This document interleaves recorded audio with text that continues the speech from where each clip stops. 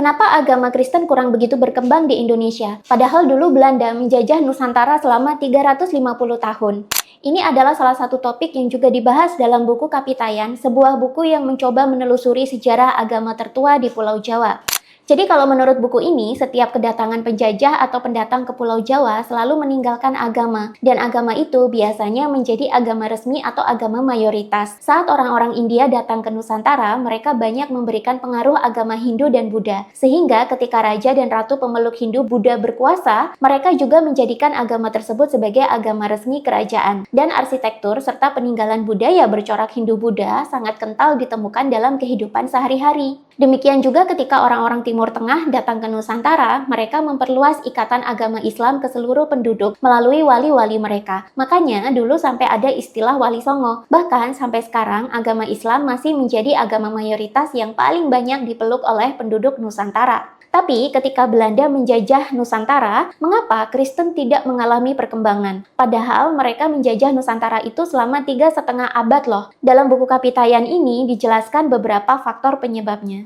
Pertama, karena Belanda dulu sangat eksklusif, mereka cenderung tidak mau berbaur dengan pribumi, sehingga Kristen kebanyakan dianut oleh keluarga orang-orang Belanda saja. Kedua, sejak abad Renaissance, sebelum abad imperialisme atau penjajahan berlangsung, para kolonialis Belanda sendiri sudah banyak yang melepaskan diri dari doktrin-doktrin agama Kristen. Ini karena paham sekuler alias paham pemisahan agama dengan politik lebih populer di Eropa sana. Itulah kenapa walaupun secara lahir keluarga Belanda itu Kristen, namun dalam implementasi sehari-hari mereka cenderung tidak religius, malah sekuler. Malahan Belanda lebih banyak berkontribusi dalam transfer budaya modernisme di Nusantara, terutama di Pulau Jawa, yakni dengan cara membangun infrastruktur, membangun industri-industri, dan juga membangun sekolah-sekolah modern. Meskipun di masa itu sekolah modern masih banyak yang terbatas, hanya bisa diakses oleh kalangan pribumi pejabat atau priyayi atau saudagar saja. Pemikiran liberal dan modernisme sebenarnya juga datang dari Belanda.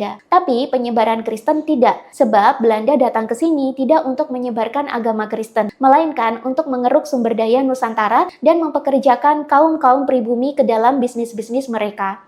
Tapi sebenarnya di luar Belanda, sejak dulu Nusantara sudah menjadi rebutan 3 peradaban besar, yakni India, Arab, dan Eropa. Namun tidak semuanya menggunakan penyebaran agama asal untuk menjalin kedekatan dengan pribumi.